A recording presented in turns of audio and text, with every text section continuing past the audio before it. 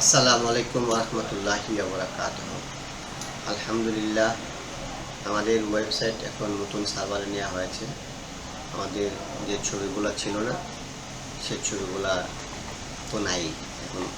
আমি এগুলি কীভাবে ফিক্স করেছি সেটা আমি আপনাকে দেখিয়ে দিচ্ছি। এখন আমাদের হোম পেজ লোড হতে বেশি সময় লাগবে না, কারণ এখানে কোনো মিসিং নেই।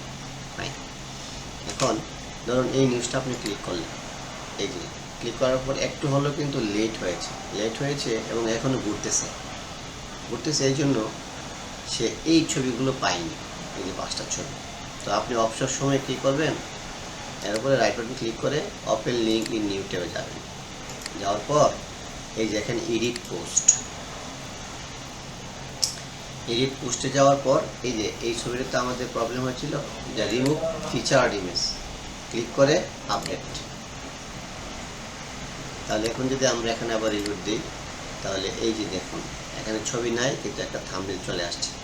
এরকমভাবে এগুলিতে এক একটা নতুন একটা উইন্ডোতে ক্লিক করে প্রতিদিন 10টা করে করলেন, তাহলে আপনার ওয়েবসাইটটা অনেক বেশি ফাস্ট হবে। আর হোম পেজে যা কিছু করা লাগে সব আমি করে দিয়েছি। হোম পেজে আর কোনো কাজ নাই।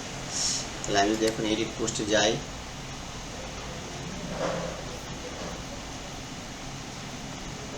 এই যে সিম্পল রিমুভ ফিচার্ড ইমেজ। এখন এখানে রিমুভ ফিচার্ড ইমেজ দেওয়ার পর চেক করতে হবে যে এটা ডিলিট হয়েছে কিনা, তারপরে গিয়ে আপডেট। তাহলে আমি যদি এখন দেখি, আমরা কোন নিউজটা ছিলাম, প্রধানমন্ত্রীর নিউজটা, যাই হোক।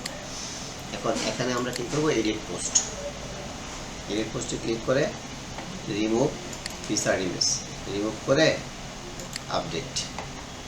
তারপরে আবার যাবো আমরা এখানে, যাওয়ার পর এডিট পোস্টে গিয়ে remove featured image, update.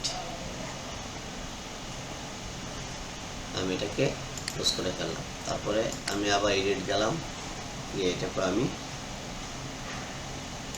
Delete করে ফেললাম।